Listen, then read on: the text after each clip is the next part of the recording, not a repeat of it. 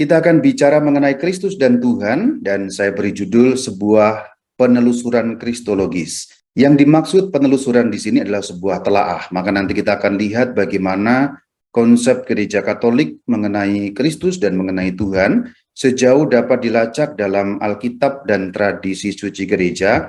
Dan nanti sedikit kita juga akan membahas konsili, terutama konsili Nikea yang berbicara mengenai Kristus.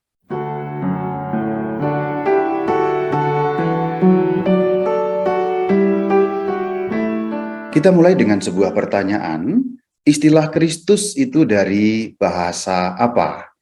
Kalau kita melihat istilah Kristus dalam bahasa Indonesia, itu asalnya adalah istilah dalam bahasa Latin, Christus, yang merupakan sebuah transliterasi dari bahasa Yunani yang berbunyi Christos. Jadi Christos, kemudian dilatinkan menjadi Kristus.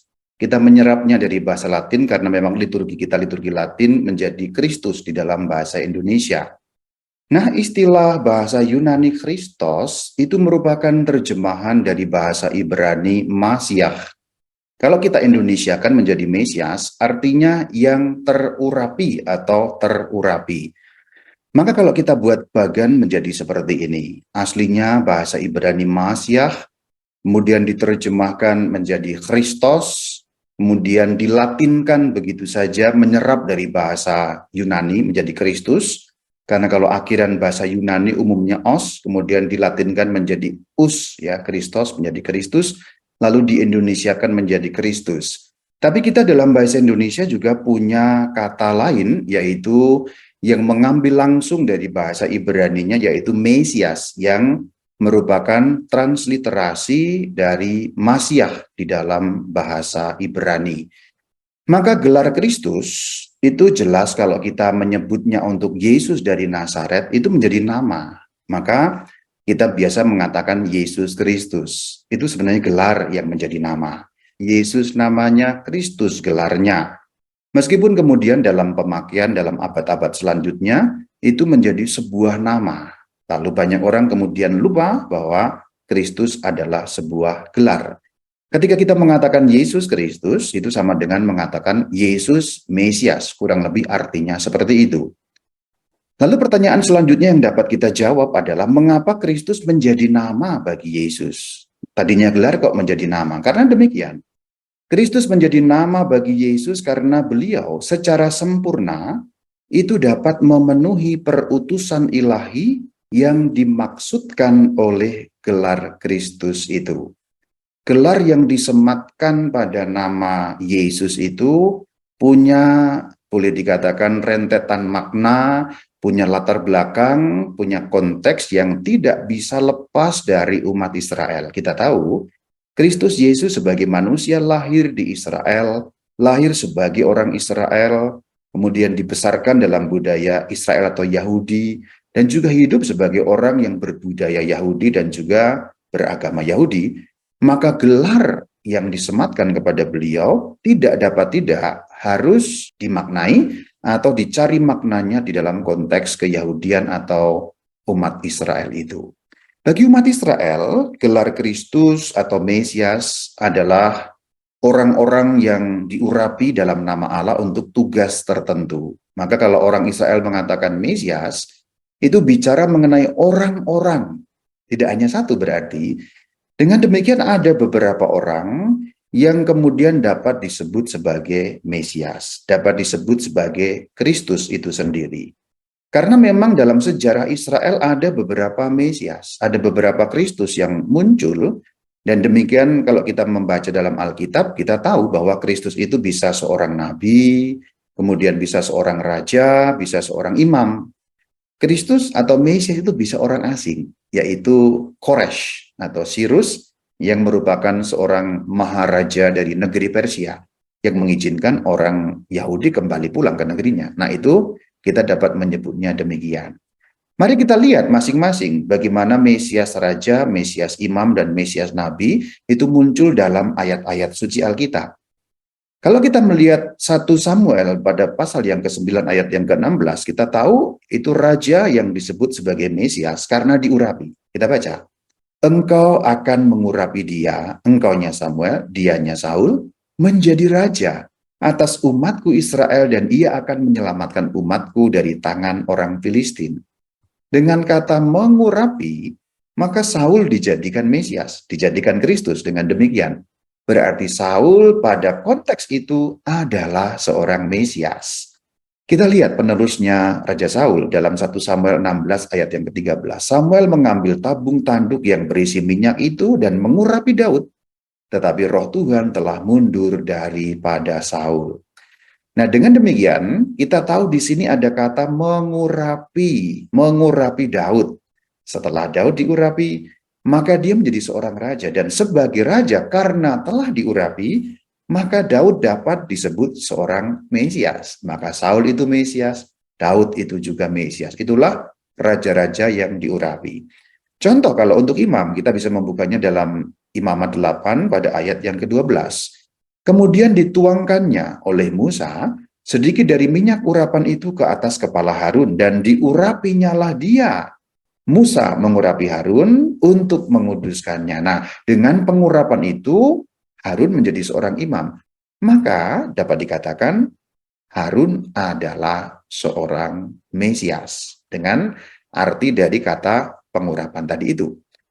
Kemudian seorang nabi, kalau kita membuka 1 Raja-Raja 19 ayat 16, di situ Elia kemudian diberi perintah untuk mengurapi Elisa. Kita baca, Elisa bin Safat dari Abel Meholah harus kau urapi menjadi nabi menggantikan engkau. Engkau yang dimaksud adalah Nabi Elia. Dengan demikian, Elisa karena diurapi juga merupakan seorang Mesias. Dalam hal ini, Mesias Nabi. Maka kalau kita sudah melihat bagaimana Mesias, ada yang raja, ada yang imam, ada yang nabi, berarti artinya masih tanda petik sepotong-sepotong. Tetapi Mesias lebih daripada itu, yaitu Mesias sejati yang ditunggu-tunggu dijanjikan pada masa datang, harus sekaligus merupakan seorang raja, seorang imam, seorang nabi yang mendirikan kerajaan Allah secara definitif. Dan itu sudah dinubuatkan di dalam Mazmur 2 ayat yang kedua. Kita baca. Raja-raja dunia bersiap-siap dan para pembesar bermufakat bersama-sama melawan Tuhan dan yang diurapinya. Itu juga kemudian dikutip dan ditegaskan pemenuhannya menurut Kisah Rasul 4 ayat 26 sampai 27. Kita baca demikian bunyinya. Raja-raja dunia bersiap-siap dan para pembesar berkumpul untuk melawan Tuhan dan yang diurapinya. Sebab sesungguhnya telah berkumpul di dalam kota ini Herodes dan Pontius Pilatus beserta bangsa-bangsa dan suku-suku bangsa Israel melawan Yesus hamba-Mu yang kudus yang Engkau urapi. Maka kalau kita membaca Mazmur 2 ayat 2 tadi, kemudian kita tahu pemenuhannya terjadi pada diri Yesus Kristus. Ayatnya adalah Kisah Rasul 4 ayat 27. Maka dikatakan ada Herodes, Pontius Pilatus, bangsa-bangsa, suku-suku bangsa Israel melawan yang diurapi yaitu Yesus Kristus, hamba Allah yang kudus. Kita baca lagi Mazmur 2 dikatakan raja-raja dunia, para pembesar melawan Tuhan dan juga melawan yang diurapinya. Kita tahu pemenuhannya terjadi dalam diri Yesus. Kisah Rasul 4 ayat yang ke-27. Kalau kita membaca dalam ayat terjemahan, kadang-kadang memang ada yang namanya lost in translation. Maka kita perlu mengupas sedikit di dalam teks aslinya. Kita buka kembali Mazmur 2 ayat 2 dalam bahasa Indonesia yang warna kuning ada kata yang diurapinya. Kemudian di bawahnya ada teks aslinya dalam bahasa Ibrani. Langsung saja Anda menuju pada bagian yang berwarna kuning. Itu berbunyi Meshiho. Meshiho itu diterjemahkan menjadi yang diurapinya. Tapi apakah terjemahan yang diurapinya itu tepat? Kita bandingkan dengan teks di dalam bahasa Yunani. Teks yang dibawa adalah teks bahasa Yunani, yaitu teks Septuaginta, yang merupakan terjemahan Yunani dari teks asli Ibrani. Perhatikan, yang di atas itu teks Ibrani, yang di bawah adalah teks Yunani Septuaginta. Kata yang di atas yang dicetak warna kuning berbunyi Meshiho, kemudian diterjemahkan dengan kata Christo, Kristu atau Kristos. Maka kalau kita kemudian mengembalikan kepada praksis apostolan atau kisah para rasul, kutipannya persis sama. Dikatakan Kristo dalam Mazmur 2 ayat 2, kemudian dikatakan dalam praksis apostolan atau kisah para rasul juga Kristo. Kristo akar katanya Kristus. Maka kata Meshiho itu diterjemahkan dengan kata Kristos di dalam bahasa Yunani. Maka Mazmur 2 ayat 2 tadi kita dapat terjemahkan dengan cara lain. Apakah terjemahan yang sudah kita punya sekarang salah, Rama? Tidak salah sebenarnya. Tapi artinya terjemahan itu memang ada beberapa kemungkinan. Terjemahan dalam bahasa Indonesia yang diurapinya. Tapi kalau kita melirik dalam teks Yunani itu Christo, berarti Kristos atau Kristus, maka kita pun dapat menerjemahkan raja-raja dunia bersiap-siap dan para pembesar bermufakat bersama-sama melawan Tuhan dan Kristusnya. Jadi secara eksplisit Mazmur 2 ayat 2 juga menyebut tentang Kristus alias Sang Mesias. Demikian juga Kisah Rasul 4 ayat 26 juga dapat kita terjemahkan raja-raja dunia dan seterusnya melawan Tuhan dan Kristusnya. Maka kita tahu bahwa bagi para rasul sebagaimana dikutip dalam Kisah Rasul 4 ayat 26, Yesus Kristus atau Yesus dari Nazaret itu memenuhi nubuat tentang Mesias yang mendirikan kerajaan Allah. Maka kalau kita buka Mazmur 2, pemenuhannya dalam Kisah Rasul 4, itu merupakan keyakinan para rasul bahwa tokoh ini adalah yang memenuhi nubuat dari segala nubuat tentang Mesias, tentang Kristus yang adalah Raja, Imam, dan Nabi sekaligus dalam satu pribadi. Dan yang kemudian juga mendirikan kerajaan Allah. Perhatikan bahwa Yesus dari Nazaret itu mewartakan kerajaan Allah. Bahkan warta pertama yang disampaikan oleh Sang Kristus, tidak saya kutip di sini, tapi Anda bisa membuka yaitu dalam Injil Markus pada bab pertama ayat 14-15. Kata-kata pertama yang diucapkan oleh baginda Yesus ketika beliau kemudian menyampaikan warta di depan umum adalah bertobatlah, kerajaan Allah sudah dekat. Jadi yang diwartakan adalah pendirian kerajaan Allah di atas muka bumi. Itulah kenapa karena beliau mendirikan kerajaan Allah, kita dapat mengatakan Kristus sekaligus Raja, sekaligus Imam, sekaligus Nabi. Sehingga inilah Mesias yang dijanjikan karena sekaligus seorang Raja, seorang Imam, dan seorang Nabi. Ingat bahwa Mesias sejati harus diurapi oleh Roh Tuhan menjadi Raja, Imam, dan Nabi sekaligus. Dan pengurapannya oleh apa? Bukan oleh minyak, tetapi oleh Roh Tuhan. Perhatikan, inilah perbedaan Mesias yang sejati, bukan hanya yang sepotong-sepotong ya. Artinya bukan hanya Mesias Raja, bukan hanya Mesias Imam, bukan hanya Mesias Nabi, tapi Mesias sejati yang sekaligus Raja, Imam, dan Nabi. Pengurapannya tidak dengan minyak, tetapi dengan Roh Tuhan. Itu ada dalam Yesaya 11 ayat 1-2. Demikian bunyinya. Suatu tunas akan keluar dari tunggul Isai dan taruk yang akan tumbuh dari pangkalnya akan berbuah. Roh Tuhan akan ada padanya. Roh hikmat dan pengertian, roh nasihat dan keperkasaan, roh pengenalan dan takut akan Tuhan. Perhatikan yang dua yang dicetak warna kuning. Pertama, tunggul Isai. Mesias yang dijanjikan akan muncul dari keturunan Daud. Yang kedua, pengurapan yang terjadi adalah oleh Roh Tuhan. Maka dikatakan dalam Yesaya 11 ayat 2, Roh Tuhan akan ada padanya. Maka kemudian kalau kita mengenakan ayat ini pada Yesus dari Nazaret, sangat tepat. Tunggul Isai, keturunan Daud. Kita tahu tersebar-sebar dalam Alkitab banyak sekali, Yesus adalah seorang keturunan Daud. Yesus sering disapa sebagai ya anak Daud. Anak dalam hal ini adalah keturunan. Maka ayat ini sebagai nubuat terpenuhi dalam diri Yesus. Ayat yang kedua, Roh Tuhan akan ada padanya. Di mana itu terpenuhi? Kita baca dalam Lukas 4, ayat 16-21. Yesus berdiri hendak membaca dari kitab suci. Kepadanya diberikan kitab Nabi Yesaya, di mana ada tertulis, Roh Tuhan ada padaku, sebab ia telah mengurapi aku untuk menyampaikan kabar baik dan seterusnya dan seterusnya.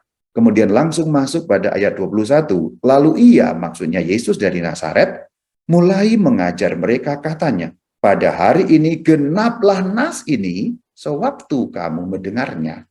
Jadi perkataan ia telah mengurapi aku dan Roh Tuhan ada padaku, kemudian menjadi nyata dalam sosok ini, yaitu Yesus dari Nazaret. Bahkan dari mulutnya sendiri keluar kata-kata genaplah nas ini.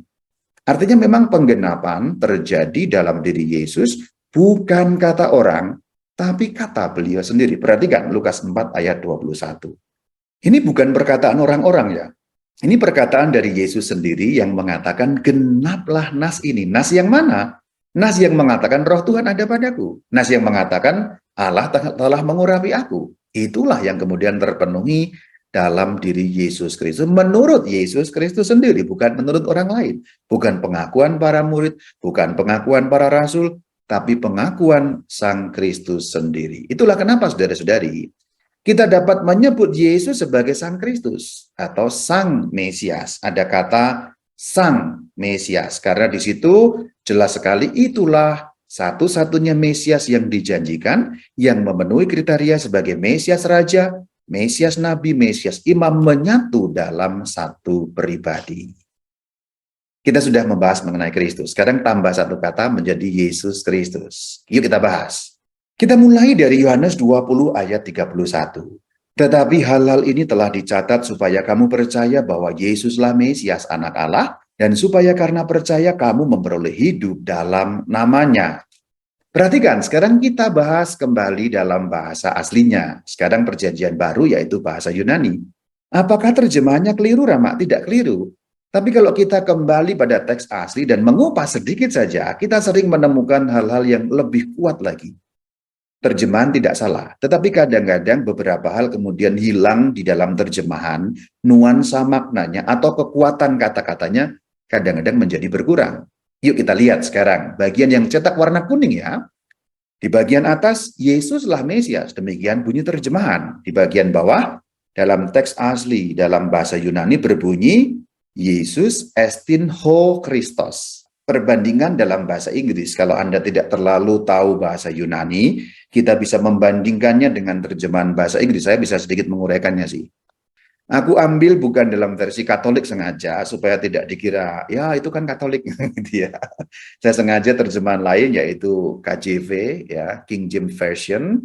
Dikatakan yang dicetak warna kuning, yang Yunaninya berbunyi Yesus estin ho Christos. Terjemahannya Jesus is the Christ. Perhatikan ada kata sandang the, yang artinya tertentu, yang ini, bukan yang lain. Mungkin terjemahan yang dapat kita buat demikiannya. Yohanes 20 ayat 31, terjemahan yang sedikit lain. Hal-hal ini telah dicatat supaya kamu percaya bahwa Yesus adalah Sang Kristus. Mungkin demikian kalau mau bahasa Indonesia yang lebih kuat lagi. Karena apa? Bahasa Indonesia punya kata sang, kira-kira mirip dengan kata dalam bahasa Inggris the, atau kata dalam bahasa Yunani ho, yaitu kata sandang kekhususan. Jadi Sang Kristus berarti inilah dia, bukan yang lain. Kalau yang lain itu tidak sejati, atau dalam bahasaku tadi tanda petik sepotong-sepotong, kalau ini benar-benar yang utuh yang dijanjikan. Anda ingat tadi Mazmur 2 ayat 2 yang berbunyi Kristusnya. Nah, Kristusnya berarti Sang Kristus, satu-satunya yang dijanjikan sejak awal dunia. Nah, kalau kita melihat lebih lanjut, kenyataan bahwa Yesus adalah Sang Kristus. Jadi bukan hanya Kristus, tapi Sang Kristus. Bukan hanya Mesias, tapi Sang Mesias.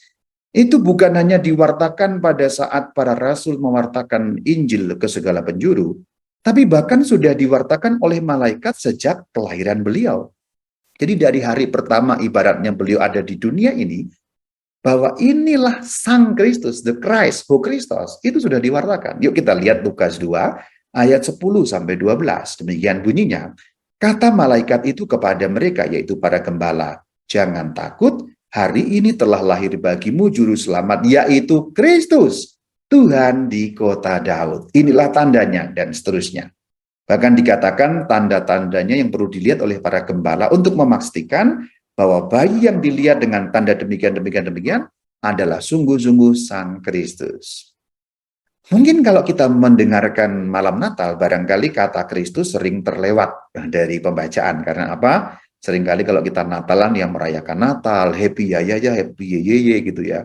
Sampai barangkali lupa bahwa dalam Lukas 2 ayat 11, ada pewartaan yang sangat awal bahkan ketika Yesus Kristus baru lahir ke dunia. Dikatakan yaitu Kristus. Artinya warta bahwa ini adalah Sang Mesias, adalah Sang Kristus yang dijanjikan, sudah disampaikan sejak hari beliau ada di dalam dunia ini. Perhatikan juga Matius 1 ayat 16 sebagai rujukan yang lain. Kita lihat sekarang Matius 1 ayat yang ke-16. Yakub mempunyai anak, Yusuf suami Maria, Maria yang melahirkan Yesus yang disebut Kristus. Matius memuat silsilah, kemudian di bagian paling akhir dikatakan ada Yusuf yang dikatakan suami Maria, dan Maria itulah yang melahirkan Yesus yang disebut Kristus, artinya yang terurapi. Kalau kita membuka tradisi suci gereja, yaitu dalam kitab Adversus Hereses, yaitu tradisi gereja yang diriwayatkan oleh Santo Irenaeus.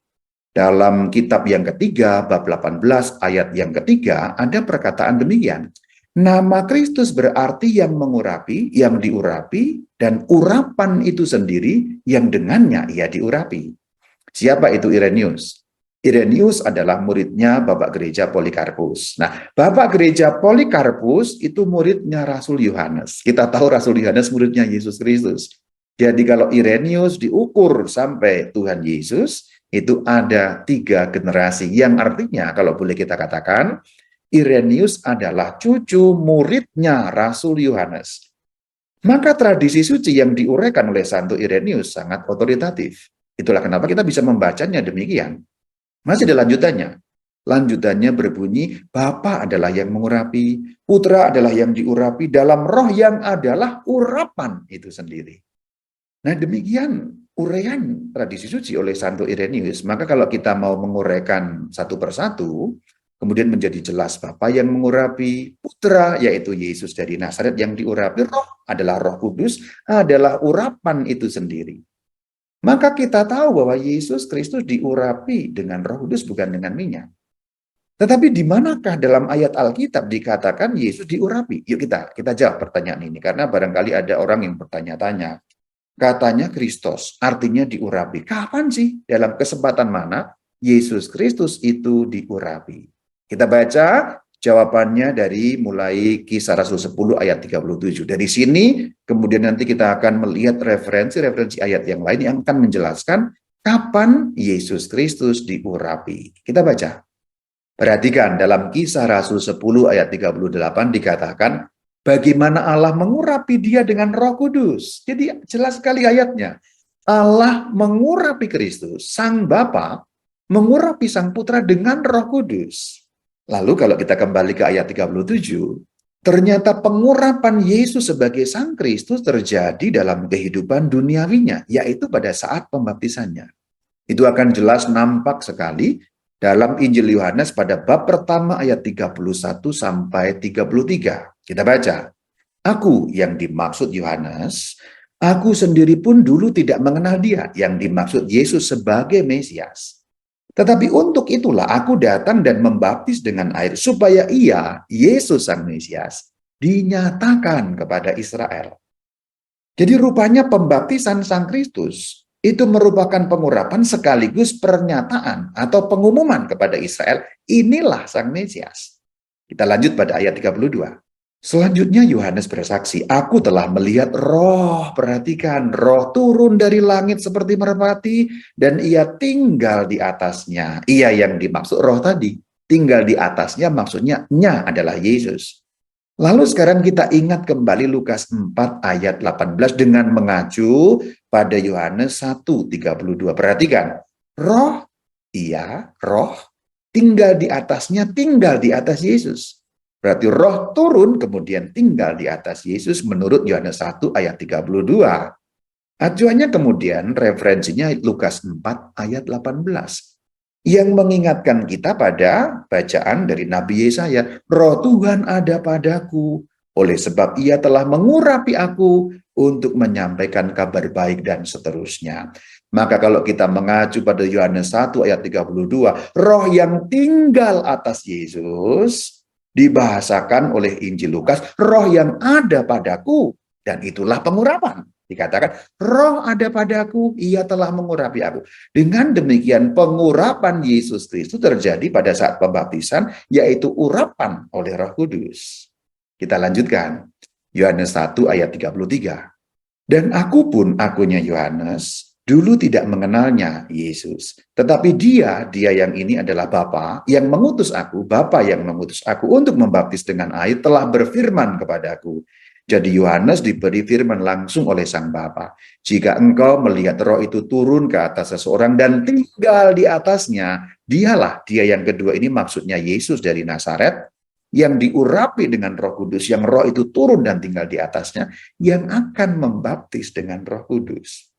Artinya, Yohanes pun menerima pewahyuan karena dikatakan dulu aku tidak mengenal dia. Jadi Yohanes sendiri tidak tahu siapa itu Kristus sebelum mendapatkan pewahyuan ini. Itulah kenapa dalam Injil Sinoptik kemudian dikatakan Yohanes bertanya kepada Yesus, Tuhan, engkaukah itu? Atau kami harus menunggu orang lain? Maksudnya adalah, apakah engkau Sang Mesias itu? Apakah engkau the Messiah, the Christ, Ho Christos? Atau kami harus menunggu orang yang lain? Sama pernyataan yang dinyatakan dalam Yohanes 1 ayat 33 ini. Aku dulu tidak kenal. Maka memang Yohanes tidak tahu meskipun dia ditugaskan untuk membaptis Sang Mesias yang dijanjikan itu. Sampai saat kemudian Allah Sang Bapa memberikan wahyu kepada Yohanes. Cirinya begini loh. Bahasa simpelnya kira-kira seperti itu. Sehingga dengan roh yang turun dan tinggal di atas Yesus, atau dalam bahasa Lukas, roh Allah ada padaku, Yohanes mengenali inilah Sang Kristus. Maka cara mengenali siapa itu Sang Kristus adalah ketika roh itu tinggal di atasnya, seperti yang disampaikan Yohanes 1 ayat 32. Lukas 4 ayat 1. Yesus yang penuh dengan Roh Kudus kembali dari Sungai Yordan. Perhatikan. Kenapa dikatakan kembali dari Sungai Yordan? Karena selesai dibaptis oleh Yohanes Pembaptis. Kenapa dikatakan penuh dengan Roh Kudus? Perhatikan kembali ke Yohanes 1 ayat 32. Roh tinggal di atasnya. Yang dibahasakan oleh Yohanes, roh tinggal di atasnya, itu dibahasakan oleh Lukas 4 ayat 1 dengan Yesus yang penuh dengan Roh Kudus karena sudah diurapi pada saat pembaptisannya di Sungai Yordan. Maka dikatakan kembali dari Sungai Yordan. Lalu dibawa oleh Roh Kudus ke padang gurun. Nah, ini kemudian nanti mengalami pencobaan dan juga berpuasa 40 hari 40 malam. Setelah pencobaan selesai, kemudian setelah 40 hari 40 malam selesai, kemudian ke Nazaret lalu kembali ke Galilea, ya di utara ke Galilea, tepatnya kemudian pergi ke Nazaret. Langsung lompat pada ayat yang ke-14 yang akan kita baca. Dalam kuasa roh, nah masih perhatikan, dari ayat 1 sudah jelas, penuh dengan Roh Kudus. Ayat 14, dalam kuasa roh, kembalilah Yesus ke Galilea. Kenapa dikatakan kembali ke Galilea? Karena sebelumnya di Sungai Yordan dan yang ada di wilayah selatan, yaitu Sungai Yordan yang dekat dengan padang gurun Yudea. Kita tahu padang gurun yang dimaksud adalah padang gurun Yudea, jadi di wilayah selatan. Maka dikatakan kembali ke Galilea. Nah, ini ilmu bumi harus tahu. Padang gurun Yudea di selatan, Galilea di wilayah utara, maka dikatakan kembali ke Galilea. Terus sebarlah kabar dan seterusnya dan seterusnya. Kemudian kita tahu di Galilea beliau kembali ke Nazaret, kemudian masuk rumah ibadat membaca nas tentang Mesias yang sudah kita singgung sedikit di bagian awal. Kita kemudian lompat pada ayat 16 dan ayat 17. Ia, maksudnya Yesus, datang ke Nazaret tempat ia dibesarkan dan menurut kebiasaannya pada hari Sabat ia masuk ke rumah ibadat lalu berdiri hendak membaca dari kitab suci. Kepadanya diberikan kitab Nabi Yesaya dan setelah membuka kitab itu ia menemukan nas di mana ada tertulis. Ingat tertulisnya apa? Roh Tuhan ada padaku oleh sebab ia telah mengurapi aku. Jadi konteks ayat ini dapat kemudian kita lihat bagaimana perkembangannya tadi dari ayat 1. Beliau yang penuh dengan Roh Kudus karena dikatakan roh yang tinggal di atasnya pada saat pembaptisan. Jadi kalau ada pertanyaan kapan Yesus diurapi, saat dibaptis. Dan saat roh Allah tinggal di atasnya, yang dalam bahasa Injil Lukas adalah penuh dengan Roh Kudus. Itulah saat Yesus Kristus diurapi. Maka ketika kemudian setelah dibaptis kepada gurun puasa kembali ke Galilea, membaca kitab Nabi Yesaya yang dibaca adalah roh Tuhan ada padaku, maka beliau bisa mengatakan hari ini genap nas itu sebagaimana telah dinubuatkan beratus-ratus tahun sebelumnya dalam kitab Nabi Yesaya. Bagaimana roh Tuhan itu mengurapi Kristus, mengurapi Sang Kristus, mengurapi Sang Mesias. Tapi saudara-saudari, Mengenali Sang Mesias tidak langsung mudah.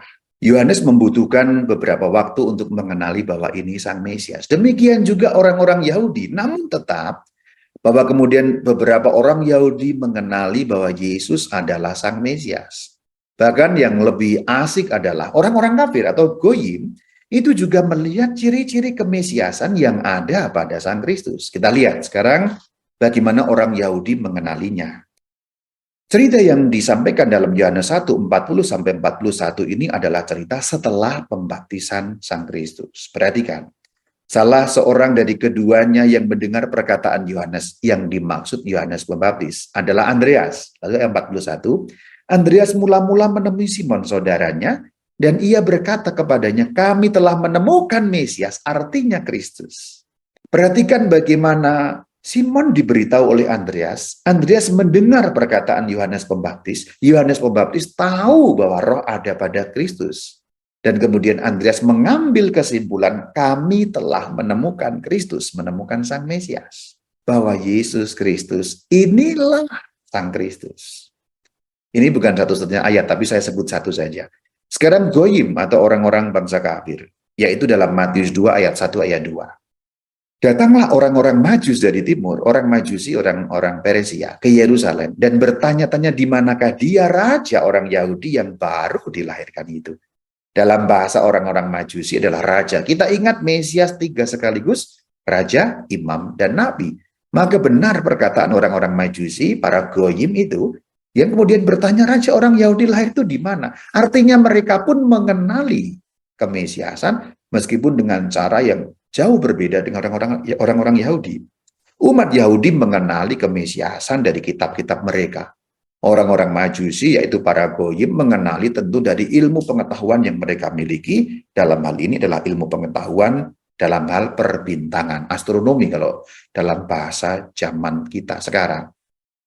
Jadi jelas jawabannya, kapan Yesus diurapi? Pada saat pembaptisannya, lalu dinyatakan kepada Israel. Yesus Kristus diakui dan dikenali oleh orang-orang lain sebagai Mesias. Tapi kemudian, apakah Yesus Kristus sendiri mengaku dirinya adalah Mesias? Ngaku apa enggak? Aku Mesias loh. Atau hanya dari perkataan para rasul saja? Kalau dari perkataan para rasul saja, artinya kita boleh ragu-ragu juga. Jangan-jangan kesimpulan para rasul salah. Mereka menyimpulkan sendiri, Yesus tak pernah mengaku diri sebagai Mesias. Jadi pernah ngaku apa enggak? Kalau kita melihat Injil Yohanes pada pasal yang keempat ayat 25-26, di sini jelas sekali Yesus Kristus mengakui dirinya adalah Mesias. Kita baca nasnya. Jawab perempuan itu, maksudnya perempuan Samaria yang berjumpa dengan Yesus di sumur Yakub. Jawab perempuan Samaria itu kepadanya, aku tahu bahwa Mesias yang juga disebut Kristus akan datang. Apabila ia datang, ia akan memberitakan segala sesuatu kepada kami. Jadi, si perempuan mengatakan nanti akan datang, yaitu Mesias atau juga disebut Kristus bahasa Yunaninya. Kemudian ayat 26, betapa mengejutkannya bahwa Yesus Kristus membuat pengakuan di depan seorang perempuan Samaria itu. Akulah dia yang sedang berkata-kata dengan engkau. Inilah dari mulut Sang Kristus sendiri pengakuan tentang bahwa ia adalah Mesias muncul. Perhatikan, Anda harus menggabungkan pembacaan itu dari ayat 25 dan 26. Aku tahu, jadi ada pernyataan, Mesias yang juga disebut Kristus. Ayat 26, akulah dia yang dimaksud adalah Mesias itu. Maka perkataan akulah dia, artinya adalah akulah Sang Mesias itu. Akulah yang disebut Kristus itu. Akulah Sang Kristus itu. Jadi pengakuan langsung dari baginda Yesus, bukan dari mulut para murid, bukan dari mulut orang-orang lain, itu ada. Yohanes 4 ayat yang ke-26 jelas sekali. Yesus mengumumkan, aku adalah dia, yang dimaksud adalah aku adalah Sang Mesias yang dinantikan itu. Meskipun demikian, saudara-saudari, Yesus kan sudah menyatakan beliau Mesias. Namun tetap saja beberapa kalangan keliru memahami kemesiasan Yesus dari Nazaret. Mereka memandang Mesias yang manusiawi, bahkan Mesias politik. Perhatikan, bahwa kemudian dalam perjumpaan dengan Sang Kristus, banyak orang menginginkan untuk menjadikan beliau raja. Perhatikan Yohanes 6 ayat 15. Karena Yesus tahu bahwa mereka hendak datang dan hendak membawa dia dengan paksa untuk menjadikan dia raja, ia menyingkir lagi ke gunung seorang diri. Kenapa menyingkir? Karena tidak mau dijadikan raja. Kenapa tidak mau dijadikan raja? Karena itu pemahaman yang keliru mengenai kemesiasan Yesus dari Nazaret. Bukan Mesias politik beliau itu. Itulah kenapa dikatakan ketika mau dijadikan raja menyingkir. Perkataan mengenai mau menjadikan Yesus raja juga muncul secara tersirat di dalam Lukas 24 ayat 21, yaitu cerita mengenai dua orang murid yang pulang ke Emmaus setelah Yesus disalibkan. Waktu itu mereka belum tahu Yesus telah bangkit dari antara orang mati. Kemudian mereka mutung alias putus asa kembali ke kampung halaman mereka. Kata-katanya demikian.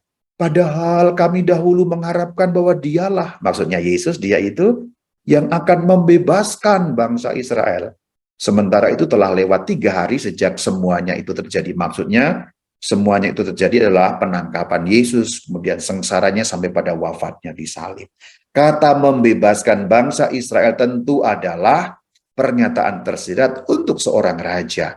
Artinya di dalam benak murid-muridnya yang pulang ke Emmaus itu, ada pikiran ini raja politik yang benar-benar mendirikan kerajaan Israel di tanah Israel pada waktu itu dan membebaskan bangsa Israel dari penjajahan yang adalah Romawi pada waktu itu. Jadi itu kesalahpahaman yang muncul bahwa Mesias manusiawi belaka, Mesias politik belaka yang muncul di dalam beberapa nas itu juga. Maka saudara-saudari, karena ada kekeliruan itu, Yesus sendiri memperbaiki pandangan yang keliru tentang kemesiasannya. Ketika ada pandangan yang salah tentang kemesiasannya, Yesus buru-buru tanda petik memperbaiki pandangan itu. Bahkan ketika beliau sedang ada dalam persidangan, yaitu pada saat persidangan dengan Pilatus. Ini kan muncul juga pada saat Pasio Jumat Agung ya. Yohanes 18 ayat 36. Dari orang lain ini muncul, dalam hal ini Pilatus, kemudian dibetulkan, dikoreksi katakanlah begitu. Jawab Yesus kepada Pilatus, kerajaanku bukan dari dunia ini. Jadi Pilatus diberitahu, kerajaanku bukan dari dunia ini. Kalau Yesus disebut raja, maka bukan raja duniawi seperti yang dipikirkan orang-orang yang menuduhnya itu. Dia mau melawan kaisar dan seterusnya dan seterusnya. Tuduhan-tuduhan yang disampaikan itu loh. Maka Kristus kemudian menjawab, kerajaanku bukan dari dunia ini. Jika kerajaanku dari dunia ini, pasti hamba-hambaku telah melawan, supaya aku jangan diserahkan kepada orang Yahudi. Akan tetapi kerajaanku bukan dari sini. Nah ini, orang lain pun dibetulkan pandangannya ketika salah memahami seperti apa Raja Yesus itu. Apalagi para muridnya. Kita dapat kembali melihat Markus 8 itu yang membagi Injil Markus dari 2 bagian yang sudah kita bahas di bagian awal. Berpalinglah Yesus dan sambil memandang murid-muridnya, ini tercantum dalam Markus 8 ayat 33 ya. Ia, maksudnya Yesus, menegur Petrus dengan keras, "Enyala iblis, sebab engkau bukan memikirkan apa yang dipikirkan Allah, melainkan apa yang dipikirkan manusia." Perhatikan, yang garis warna kuning, yang dicetak warna kuning, apa yang dipikirkan manusia. Jadi apa yang dipikirkan manusia? Nah, kita harus kembali kepada Markus 8, 29, 31. Kita lihat, kita ulang lagi ya. Ia, maksudnya Yesus, bertanya kepada mereka, maksudnya para murid, "Apa katamu, siapakah aku ini?" Jawab Petrus, "Engkaulah Mesias." Nah, ini yang dipikirkan manusia dalam hal ini adalah Petrus, Mesias, tapi dalam arti raja yang akan membebaskan tadi itu. Ayat 30, Yesus melarang mereka dengan keras supaya jangan memberitahukan kepada siapapun tentang dia, maksudnya tentang dia yang adalah Mesias, tetapi yang dalam pikiran salah para murid tadi itu. Nah, kemudian dikoreksi ayat 31. Mulailah Yesus mengajarkan kepada mereka bahwa anak manusia harus menanggung banyak penderitaan dan ditolak oleh tua-tua, imam-imam kepala dan ahli, lalu dibunuh dan bangkit sesudah 3 hari. Jadi koreksi-koreksi itu diberikan ketika ada pemahaman salah. Meskipun tidak langsung berhasil. Barulah kemudian nanti ketika beliau bangkit dari antara orang mati, koreksi-koreksi itu mendapatkan tempat di hati para murid. Kemudian mereka ingat apa yang sudah disampaikan oleh Kristus, tapi baru dalam terang kebangkitan. Bahkan ketika cerita dua murid berlari, yang seorang murid yang dikasih yaitu Yohanes bersama dengan Petrus. Petrus ketinggalan itu. Yohanes nyampe dikubur duluan tapi tidak masuk. Petrus masuk, dia masih kebingungan dengan apa yang terjadi. Kemudian Yohanes menyusul, kemudian melihat, lalu percaya. Jadi memang kesimpulan-kesimpulannya tidak selalu sama. Ada yang sudah cepat menyimpulkan, ada yang masih ragu-ragu atau bingung, malah ada yang salah. Contoh Maria Magdalena, salah menyimpulkan. Ketika kemudian melihat kubur kosong, dia memberitahukan bersama dengan para wanita kepada murid-murid Tuhan, Tuhan telah dicuri orang. Nah kan kesimpulannya salah. Nah itu dia. Pikiran-pikiran yang keliru tadi memang dibetulkan oleh baginda Yesus. Tetapi memang tidak selalu berhasil. Tetapi setelah terang kebangkitan, kemudian betul-betul para murid mengerti. Kita lanjutkan kemudian pada bagian selanjutnya, ada perkataan dibunuh dan bangkit sesudah 3 hari. Artinya memang kerajaannya bukan dari dunia ini. Kemesiasannya bukan dari dunia ini. Maka kerajaan yang bukan dari dunia ini, yaitu kerajaan Allah, itu dinyatakan melalui salib. Jelas melalui salib. Karena ada perkataan dibunuh. Tapi kemudian juga diumumkan di depan umat, yaitu umat Allah perjanjian lama pada waktu itu, setelah kebangkitannya. Kita dapat membacanya dalam Kisah Rasul 2 ayat ke-36. Seluruh kaum Israel harus tahu dengan pasti bahwa Allah telah membuat Yesus yang kamu salibkan itu menjadi Tuhan dan Kristus. Maka kemudian kita sampai pada pembahasan mengenai Tuhan dan Kristus secara lebih mendalam lagi, yaitu mengenai ketuhanannya beliau. Setelah kita bahas bagaimana kemesiasannya yang kemudian dipahami dengan keliru, dikoreksi masih keliru juga, tapi setelah kebangkitannya para murid benar-benar mengambil kesimpulan yang benar sebagaimana Sang Kristus ajarkan. Perhatikan, Kisah Rasul 2 ayat 36 ini adalah perkataan para rasul yang dalam hal ini adalah perkataan Petrus mewakili rasul-rasul yang lain. Artinya, ini kesimpulan mereka setelah mendengarkan pengajaran Sang Kristus. Nggak ngerti-ngerti, kemudian akhirnya ngerti setelah kebangkitan. Kesimpulannya adalah, Yesus itu Tuhan dan Kristus. Ketika dikatakan Yesus adalah Sang Kristus dan Tuhan, ada kesulitan yang muncul. Begini kesulitannya. Kalau kemesiasan Yesus mungkin mudah diterima, karena terbukti kemudian setelah mereka orang-orang pada hari Pentakosta itu mendengar pewartaan Petrus yang disampaikan tadi, ada 3.000 orang yang kemudian percaya Yesus adalah sungguh-sungguh Sang Mesias yang dijanjikan.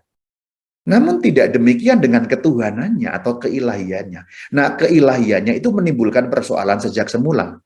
Bahkan hingga berabad-abad selanjutnya, paling kurang sampai abad keempat, persoalan keilahian Yesus itu masih menjadi problem. Tidak hanya pada saat awal-awal zaman para rasul. Kalau tentang kemesiasan, memang ada yang menolak. Orang-orang Farisi, ahli-ahli Taurat, imam-imam kepala itu menolak. Meskipun ada di antara mereka, ada juga yang percaya. Contoh Nikodemus itu dari golongan Sanhedrin Mahkamah Agama. Lalu beberapa imam ada yang percaya juga dengan pewartaan para rasul. Bolehlah kita katakan kemesiasan Yesus cukup mudah diterima, meskipun ada yang menolak.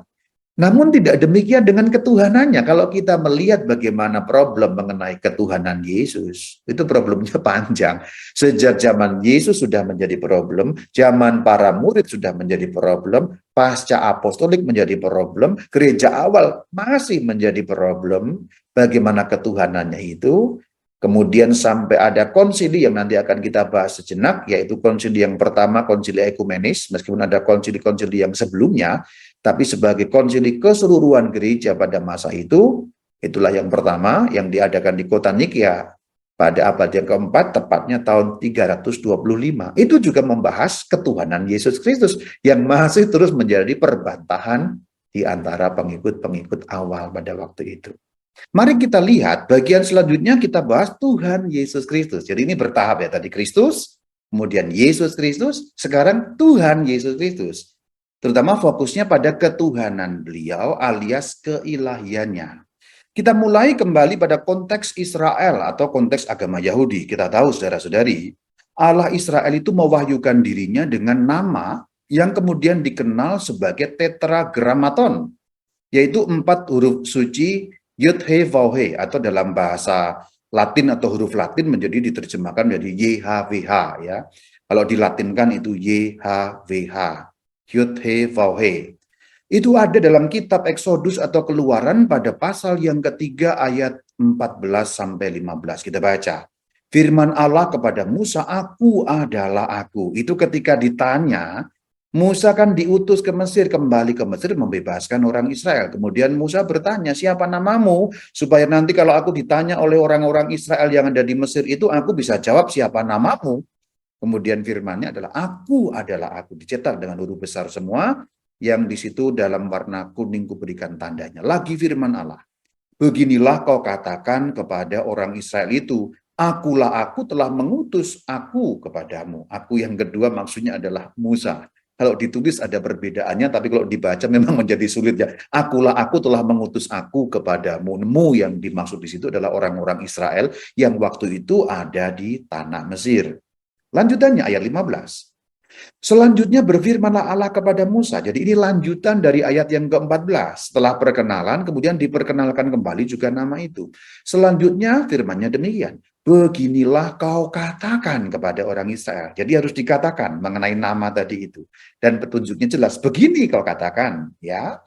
Lanjutannya, bagaimana isi harus dikatakan kepada orang Israel tadi? Tuhan Allah nenek moyangmu, Allah Abraham, Allah Yitzhak, dan Allah Yaakov telah mengutus aku kepadamu, akunya Musa, munya orang Israel.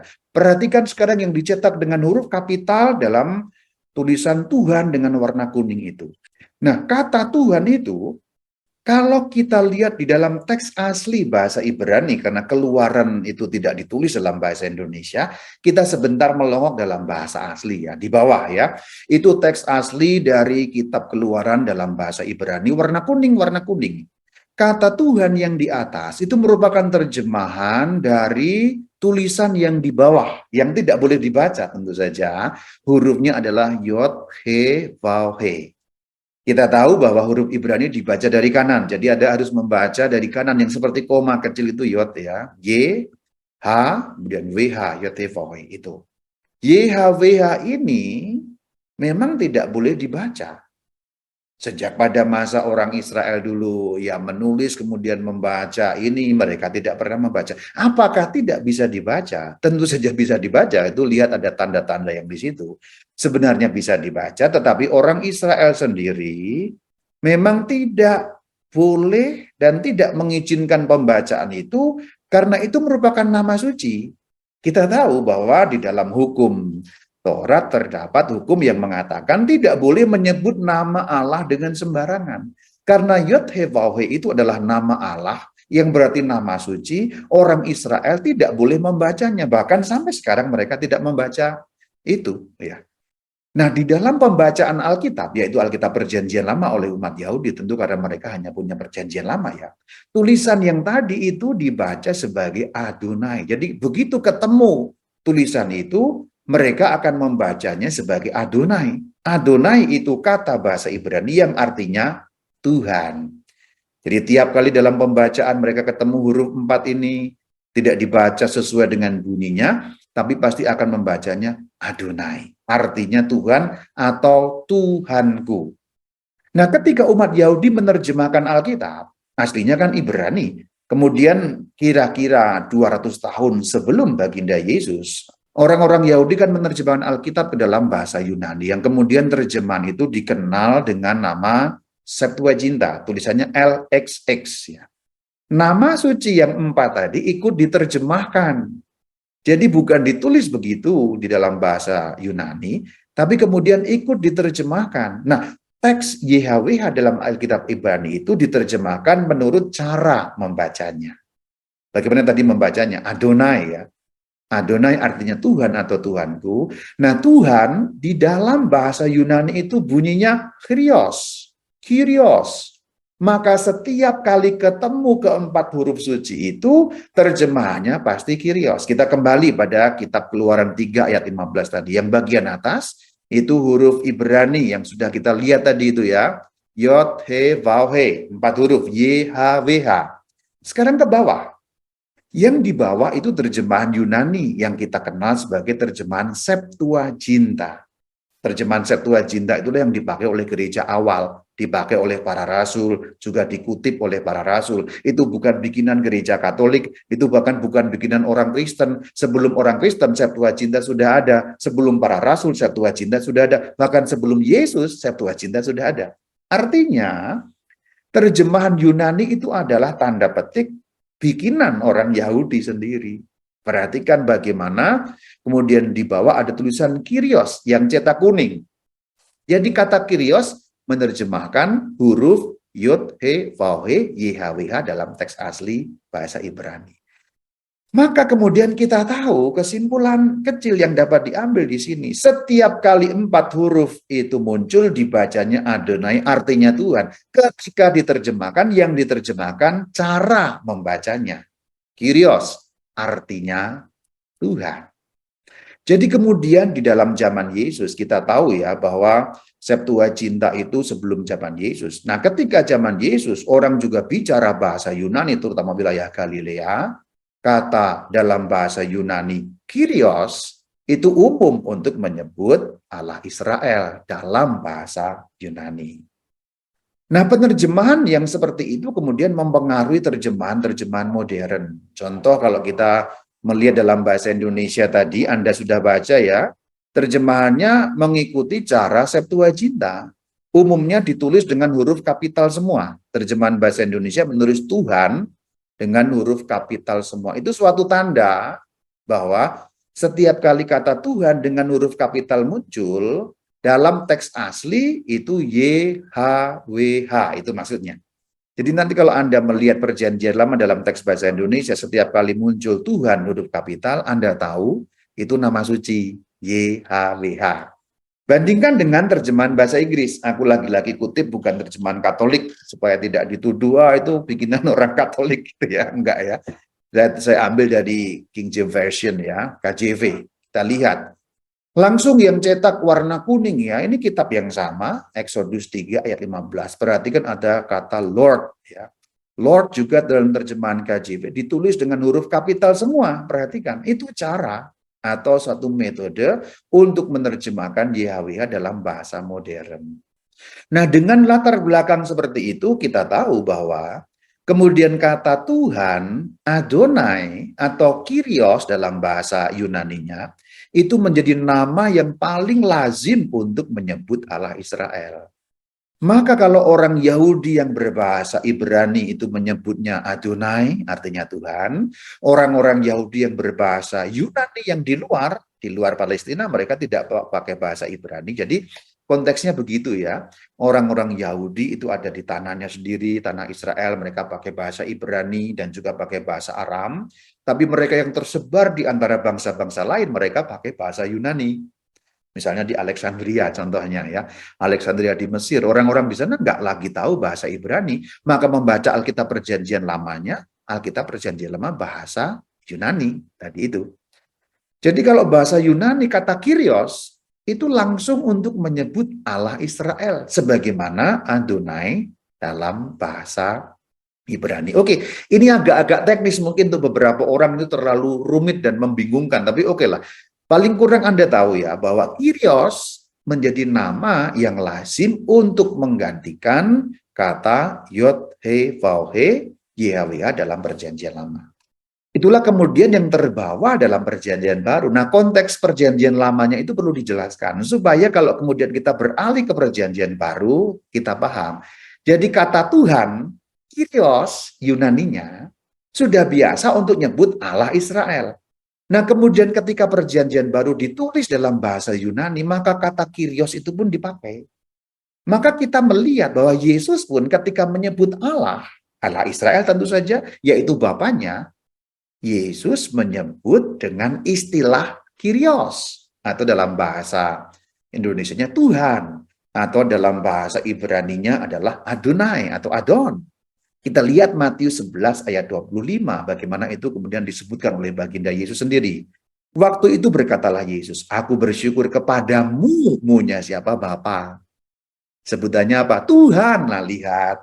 Jadi ketika baginda Yesus menyebut Allah, selain menyebut Bapa, beliau juga menyebut Kyrios. Kalau teks bahasa Yunaninya ini berbunyi Kyrios, Kyrie. Nah itu, aku bersyukur kepadamu Bapa Kyrios atau Kyrie, gitu maksudnya. Kurang lebih seperti itu ya. Artinya ini mengacu pada Tuhan yang tadi itu, yang diterjemahkan menjadi Kyrios dari YHWH tadi. Ini ayatnya, ada beberapa ayat yang lain tapi aku kutip satu saja. Namun pada saat yang sama, ini uniknya kekristenan, Yesus pun juga disebut Tuhan dalam perjanjian baru.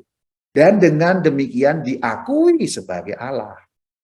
Dalam perjanjian lama, Tuhan, Adonai, Kyrios, ya hanya untuk Allah semesta alam. Tetapi kemudian di perjanjian baru, Yesus juga disebut Tuhan. Inilah kekhasan kekristenan. Contohnya dalam 1 Korintus 2 ayat yang ke-8. Perhatikan. Tidak ada dari penguasa dunia ini yang mengenal hikmat ini, sebab sekiranya mereka mengenalnya, mereka tidak menyalibkan Tuhan yang mulia. Apa itu kan ada perdebatan yang disalibkan manusia atau Tuhan. Nah, Rasul Paulus memberikan jawabannya. Mereka tidak menyalibkan Tuhan yang mulia. Tuhan. Nah, Tuhan yang di sini yang dimaksud adalah Yesus Kristus. Perhatikan kata menyalibkan, bukan Tuhan Allah Bapa, tapi Tuhan Yesus Kristus. Artinya diakui ketuhanannya di sini, diakui keilahiannya. Dengan demikian, para rasul dalam hal ini Rasul Paulus menyatakan Yesus ilahi, Yesus adalah Tuhan. Itu kan para rasul, Rama. Ya. Para rasul kan bisa saja mengambil kesimpulan keliru. Ya oke, mereka tidak keliru tentu saja, karena mereka mendapatkan bimbingan Roh Kudus dan dalam terang kebangkitan mereka mengerti. Tapi oke, kalau ada orang yang meragukan, itu kan para rasul, apalagi Paulus, ya oke lah gitu. Nah, sekarang kita tingkatkan, kalau kata Yesus sendiri apa tentang dirinya? Pertanyaan yang dapat kita buat, apakah Yesus mengaku dirinya adalah Tuhan? Yuk kita lihat, dulu pernah ada itu, Zakir turun itu. Zakir turun, tunjukkan satu ayat dalam Alkitab, Yesus mengaku dirinya, aku adalah Tuhan. Aku akan menjadi Kristen. Lah, ayatnya banyak banget, kir ya. Oke, kita bahas. Dan ini mungkin juga akan membuat kita makin yakin mengenai keilahian Kristus. Apakah Yesus mengaku dirinya Tuhan? Kalau kita membaca Yohanes 13 ayat 13 sangat jelas. Kamu menyebut aku guru dan Tuhan, dan katamu itu tepat sebab aku memang guru dan Tuhan. Perhatikan Yohanes 13 ayat 13. Aku yang di sini adalah baginda Yesus sendiri. Kamu para rasul, ini konteksnya adalah perjamuan terakhir, detik-detik terakhir mereka berkumpul dalam perjamuan itu, kemudian ada pembasuhan kaki. Kalau Yohanes kan tidak menceritakan bagaimana perjamuannya secara detail, tapi lebih pada menceritakan pencucian atau pembasuhan kaki. Saya ulangi ya, kamu para rasul menyebut aku Yesus guru dan Tuhan.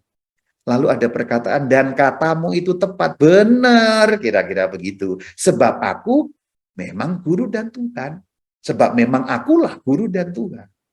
Kalau seandainya para murid kesimpulannya salah, maka baginda Yesus tidak akan mengatakan katamu itu tepat. Seandainya para murid menyebut Tuhan, mengakui sebagai Tuhan, Yesus adalah Tuhan, itu keliru, ayat ini akan berbunyi, kamu menyebut aku guru dan Tuhan, dan perkataanmu salah. Yang benar, aku bukan guru dan bukan Tuhan. Kira-kira begitu. Tapi dikatakan katamu itu tepat. Jadi ayat ini secara eksplisit adalah pengakuan Yesus Kristus bahwa dirinya Tuhan. Sebab memang aku adalah Tuhan. Kurang apa lagi? Masih ada ya. Yohanes 20, 28, 29, plus itu maksudnya ada beberapa ayat yang cukup banyak, bahkan sangat banyak. Tapi meskipun demikian saya tidak ambil semua, saya ambil beberapa untuk menjelaskan bagaimana Yesus adalah Tuhan. Perkataan dalam Yohanes 20, 28, 29. Thomas menjawab dianya Yesus, ya Tuhanku dan Allahku. Kata Yesus kepadanya dan seterusnya. Perkataan Yesus tidak menyangkal perkataan Thomas. Kalau seandainya perkataan Thomas itu perkataan yang salah, kesimpulan yang keliru, pasti dalam ayat 29 baginda Yesus tidak akan berkata demikian. Ketika Thomas mengatakan, ya Tuhanku dan Allahku, baginda Yesus tidak menyalahkan Thomas. Andai kata itu salah, pasti dikoreksi. Seperti ketika beliau mengoreksi tentang kemesiasan yang salah dalam pikiran para rasul. Andai kata itu salah, ya Tuhanku dan ini kan bertemu dengan Tuhan Yesus. Dan sapaan ya Tuhanku dan Allahku kan untuk Tuhan Yesus. Seandainya itu salah kesimpulannya, pasti 29 ini ayat ini mengatakan Yesus berkata kepada Thomas, Thomas gelar itu salah, aku bukan Tuhan dan bukan Allah. Kurang jelas apa lagi ya. Kemudian Yesus sendiri melakukan klaim alias pengakuan bahwa dirinya Tuhan, bahkan Allah. Lanjut ayat yang lain. Dikatakan dalam Matius 14, 29, 30-31, Petrus turun dari perahu dan berjalan di atas air mendapatkan Yesus. Tetapi ketika dirasanya tiupan angin, takutlah ia dan mulai tenggelam lalu berteriak, Tuhan, tolonglah aku. Nah, baginda Yesus mengulurkan tangannya dan tidak ada perkataan, Petrus, aku bukan Tuhan, jangan sebut aku Tuhan. Ketika beliau mengulurkan tangan dan tidak memberikan reaksi pada gelar yang disampaikan oleh Petrus, yaitu Tuhan, pengakuan bahwa ini Tuhan, tidak ada koreksi, berarti memang benar beliau adalah Tuhan.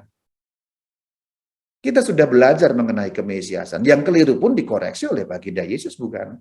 Kalau beliau adalah Tuhan, kemudian disebut Tuhan itu pas. Kalau beliau bukan Tuhan, kemudian Petrus menyebut Tuhan, pasti akan dikoreksi. Kira-kira demikian cara berpikirnya. Ayat yang lain masih ada, Matius 15 ayat 22. Datanglah seorang perempuan Kanaan dari daerah itu dan berseru, kasihanilah aku ya Tuhan, anak Daud, dan seterusnya, dan seterusnya. Bahkan ketika awal sekali, yaitu pada saat perkandungan beliau, ini pada saat baginda Yesus masih dalam kandungan. Kemudian Bunda Maria mengunjungi Bunda Elizabeth. Elizabeth berseru dengan suara nyaring, diberkatilah dan seterusnya. Ayat 43, siapa aku ini sampai ibu Tuhanku datang mengunjungi aku. Ibu Tuhan, Maria disebut ibu Tuhan karena memang yang dikandungannya adalah Tuhan. Lalu klaim yang langsung dari beliau sendiri, dari Tuhan Yesus, Markus 2 ayat 24. Karena itu anak manusia adalah Tuhan. Anak manusia adalah orang ketiga tunggal yang dipakai sebagai sebutan oleh baginda Yesus sendiri. Beliau sangat senang menggunakan istilah anak manusia, ben Adam. Anak manusia itu aku, kira-kira maksudnya begitu. Aku adalah Tuhan, bahkan atas hari Sabat. Jadi klaim bahwa beliau Tuhan itu ada dalam Alkitab. Yesus Kristus mengakukan dirinya adalah Tuhan. Itulah kenapa menjadi skandal alias disebut menghujat. Kalau beliau tidak melakukan klaim bahwa aku adalah Tuhan, orang-orang Farisi, ahli-ahli Taurat tidak akan menuduh di hadapan Pilatus, di hadapan pengadilan, bahwa itu sebuah penghujatan. Kalau hanya membuat mukjizat, melanggar hari Sabat, itu bukan penghujatan. Penghujatan dalam konteks orang Israel adalah menyamakan diri sendiri dengan Tuhan. Itu penghujatan. Dan ketika Yesus dituduh dengan tuduhan penghujatan, itu karena beliau mengatakan, aku adalah Tuhan. Ada banyak ayat. Mungkin selama ini kita dibingungkan bahwa nggak ada ayatnya, ada gitu. Ada banyak. Lihat sekarang, setelah kebangkitan Sang Kristus, Yohanes 21 ayat 7. Murid yang dikasihi Yesus itu, Yohanes ini maksudnya berkata kepada Petrus, itu Tuhan. Ketika Petrus mendengar bahwa itu adalah Tuhan, dan nanti kemudian mereka mendarat, seruan itu Tuhan juga didengar. Kalau seruan itu kemudian salah, pasti Yesus Tuhan akan mengatakan, hei murid yang dikasihi atau hei Yohanes, kamu salah, aku bukan Tuhan. Kira-kira begitu, akan dibetulkan. Seperti ketika beliau membetulkan konsep tentang Mesias gitu ya. Jadi jelas sekali saudara-saudari bahwa Yesus dari Nazaret mengaku dirinya adalah Tuhan. Jelas sekali mengaku ya. Dan karena pengakuannya itulah beliau dihukum. Tuduhan terbesar yang layak mendapatkan hukuman itu kan memang hukuman penghujatan. Lalu kemudian para murid mengamininya. Maksudnya apa? Yesus menyampaikan dirinya Tuhan, para murid percaya bahwa beliau adalah Tuhan. Ingat yang sudah kita kutip, Praksis Apostolan atau Kisah Para Rasul pada bab yang kedua ayat 36. Seluruh kaum Israel harus tahu dengan pasti bahwa Allah telah membuat Yesus yang kamu salibkan itu menjadi Tuhan dan Kristus. Jadi dengan ini dinyatakan keilahian Sang Kristus. Ini kesimpulan yang diambil oleh para rasul setelah kebangkitan, bahkan setelah Pentakosta. Pentakosta diceritakan pada bab 2 bagian awal, yang mulai dari ayat 1 sampai ayat 11. Ini ayat 36. Ini khotbah Petrus yang panjang lebar itu atas nama rasul-rasul yang lain kepada orang Israel yang hadir di kota suci Yerusalem pada saat hari raya Syavuot atau Pentakosta itu.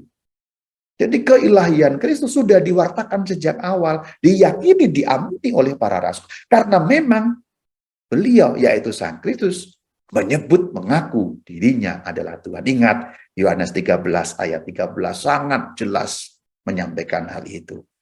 Dan kemudian iman yang diyakini oleh para rasul Yesus adalah Tuhan itu juga dilanjutkan oleh gereja. Kita tahu gereja itu mentradisikan, tradisio itu dari bahasa Yunani paradosis, artinya meneruskan iman. Tradisio penerusan iman. Jadi imannya para rasul itu imannya gereja, atau kalau dibalik imannya gereja adalah iman para rasul yang diteruskan. Maka ketika para rasul mengakui Yesus adalah Tuhan, gereja awal pun mengakui demikian dan juga menggunakan gelar Tuhan untuk Yesus Kristus. Perhatikan Roma 10 ayat 9. Jika engkau mengaku dengan mulutmu bahwa Yesus adalah Tuhan, nah ini pengakuan iman yang terjadi pada saat gereja mula-mula yang masih mengalami hidupnya para rasul, yang dirumuskan dalam surat Rasul Paulus. Jika engkau mengaku dalam arti pengakuan iman, kredo. Jadi Yesus adalah Tuhan, bagian dari kredo awal yang memang belum dirumuskan dalam tulisan-tulisan, tapi jejak-jejaknya dapat kita baca dalam surat-surat Rasul Paulus. 1 Korintus 12 ayat 3. Karena itu aku mau meyakinkan kamu dan seterusnya, tidak seorang pun dapat mengaku kalau bukan dari Roh Kudus, Yesus adalah Tuhan. Mengaku berarti sebuah pengakuan iman. Kredo, syahadat kalau dalam bahasa Indonesia kita yang dipakai di Indonesia ini. Perhatikan juga Filipi 2 ayat 11. Segala lidah mengaku, sebuah pengakuan iman. Yesus adalah Tuhan bagi kemuliaan Allah Bapa. Artinya dari beberapa surat Rasul Paulus ini, kita dapat menarik satu kesimpulan bahwa dalam gereja awal, Yesus adalah Tuhan, Yesus adalah ilahi, itu sudah diakui sejak awal. Keilahian Kristus tidak terbantahkan, merupakan pengakuan mula-mula sejak zaman para rasul yang dilanjutkan sampai pada gereja awal dan gereja terus sampai hari ini. Maka rumusan-rumusannya kan Yesus adalah Tuhan, Yesus adalah Tuhan. Itulah formula-formula iman yang dalam istilah teologi, hal-hal seperti ini, Yesus adalah Tuhan, Yesus adalah Tuhan, disebut sebagai pistis formul. Pistis formul, formula iman, rumusan iman, ya kredo atau syahadat itu. Tapi dalam bentuknya yang mula-mula, bentuknya masih sangat awal, belum terumuskan dalam konsili-konsili. Jadi sudah ada jejak-jejaknya dalam surat-surat Rasul Paulus, seperti yang sudah kita lihat. Dan juga gelar-gelar Yesus adalah Tuhan, atau pengakuan iman tentang keilahian Yesus, itu juga mewarnai doa-doa gereja sejak semula. Itu ada jejaknya dalam surat pertama Korintus pada bab yang ke-16 ayat 22 sampai 23. Siapa yang tidak mengasihi Tuhan terkutuklah ia. Maranatha. Anugerah Tuhan Yesus menyertai kamu. Ayat 23. Menyertai kamu, besertamu. Kan kalau kita ingat misa kan juga seperti itu. Nanti kita akan singgung di bagian terakhir. Nah, ada kata Maranatha. Apa sih itu ya? Maranatha. Nah, kata Maranatha itu dari bahasa Ibrani, tapi yang dimaksud sebenarnya adalah Aram ya. Kata Maranatha itu bisa diuraikan dalam dua arti ya. Maranatha dan Maranatha. Maranatha artinya Tuhan datang. Maranatha, datanglah Tuhan. Datanglah ya Tuhan. Itu juga yang muncul dalam Wahyu 22 ayat 20. Ini merupakan jejak-jejak liturgi purba, liturgi pada gereja mula-mula, doa-doa gereja pada zaman para rasul, itu muncul jejak-jejaknya. Sekarang kita buka Wahyu 22 ayat 20. Amin. Amin. Datanglah Tuhan Yesus. Amin. Ini menunjukkan jejak-jejak liturgi gereja purba. Anugerah Tuhan Yesus menyertai kamu. Berarti kan ada kata Tuhan. Datanglah Tuhan Yesus. Datanglah berarti arti yang kedua. Maranatha. Itu sebenarnya adalah doa-doa liturgis. Karena apa? Pada masa awal liturgi yang dilakukan tentu saja bukan langsung Latin. Latin itu belakangan. Liturgi awal mula, orang-orang Kristen awal mula adalah bahasa Aram sebagai bahasa yang sehari-hari dipakai oleh para rasul dan kawan-kawannya. Ketika kemudian sampai pada tanah-tanah asing, sampai pada tanah Yunani, nah itu kemudian baru pakai bahasa Yunani. Ketika sampai pada tanah Roma, yaitu pakai bahasa Latin. Nah, ketika sampai Roma pakai bahasa Latin, kemudian menjadi doa-doa liturgis, ritus Latin yang kita pakai. Ini perbandingannya ada kalau kita perhatikan doa-doa liturgis ya. Misalnya dalam bahasa Latin, Dominus vobiscum ya. Ini kan mengingatkan kita pada ayat-ayat ini. Tuhan Yesus menyertai kamu, anugerah Tuhan menyertai kamu. Juga mengingatkan kita pada surat pertama Korintus tadi. Tuhan Yesus menyertai kamu. Tuhan menyertai kamu, Tuhan sertamu. Atau terjemahan dalam bahasa Indonesia sekarang, Tuhan bersamamu. Atau versi aslinya kan Dominus vobiscum. Dominus vobiscum et cum spiritu tuo. Nah itu dari liturgi-liturgi awal sejak gereja menggunakan Aram, kemudian Yunani, akhirnya Latin. Penutup-penutup doa, perhatikan yang sebelah itu gambar teks misa dalam bahasa Latin, itu kan selalu ditutup dengan per dominum. Dominum itu Dominus itu Tuhan. Per dominum Yesum Christum. Artinya keilahian Yesus Kristus juga diakui dalam doa-doa liturgi sejak awal mula. Tidak hanya dalam teks-teks Alkitab, tapi memang sejak dalam liturgi mula-mula sudah ada. Nah, meskipun demikian, saudara-saudari, meskipun Alkitab dan juga tradisi suci itu jelas-jelas memperlihatkan pengakuan iman mengenai ketuhanan Yesus Kristus, mengenai keilahian Yesus Kristus, ternyata beberapa kalangan Kristen awal juga meleset memahaminya.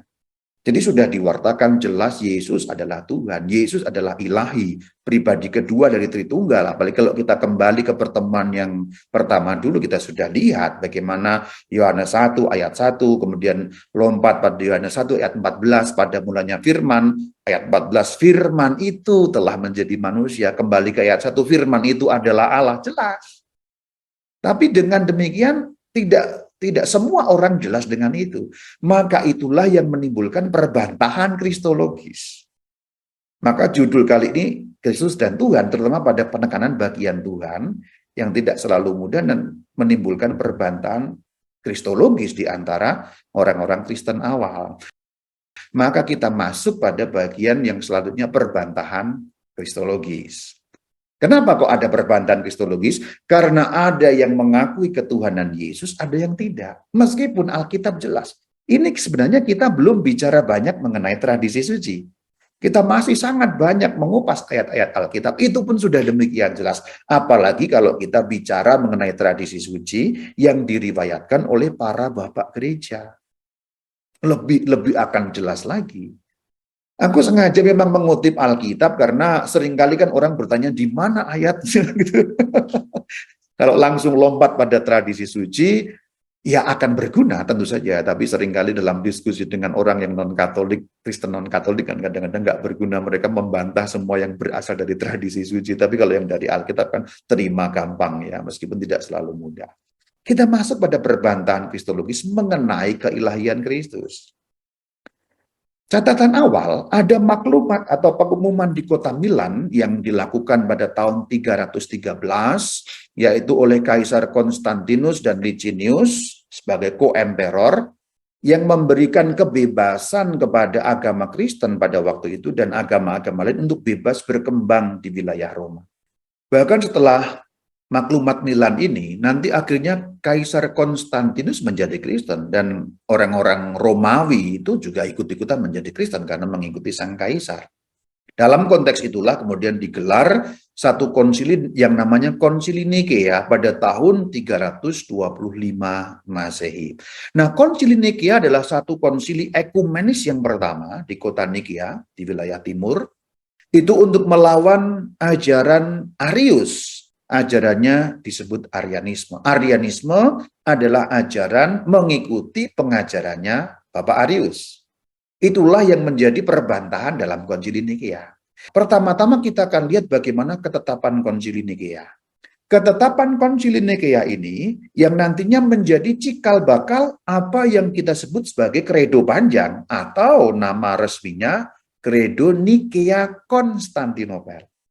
Bagian pertama dari kredo itu diputuskan dalam ketetapan atau kanon Konsili Nikea. Yang sekarang setiap hari Minggu kita ucapkan itu ya. Oh iya, paroki Anda mengucapkan kredo apa ya? Biasanya di mana-mana itu diucapkan kredo singkat ya, padahal nggak tepat tuh ya. Kredo singkat itu diucapkan masa Paskah. Nah, kalau sekarang masa Paskah itu benar, tapi kalau di luar masa Paskah itu sebenarnya kredo panjang alias kredo Nikea Konstantinopel. Maka kalau kita baca, nanti bunyinya agak-agak mirip, tidak persis, karena rumusannya itu rumusan ketetapan konsili, maka tidak persis seperti kredo yang kita kenal. Tapi kita masih bisa melihat jejak-jejaknya. Kita lihat, kami percaya. Loh kok kami percaya? Kalau kredo kok aku percaya? Ya itulah yang saya maksud. Ketika dirumuskan dalam kredo, maka aku yang mengucapkan. Ketika ini sebagai keputusan konsili, maka kami yang dimaksud para bapak konsili yang ikut bersidang pada waktu itu. Kami percaya akan satu Allah Bapa yang Maha Kuasa, pencipta segala sesuatu yang kelihatan dan tak kelihatan. Mengenai Bapa dirumuskan demikian.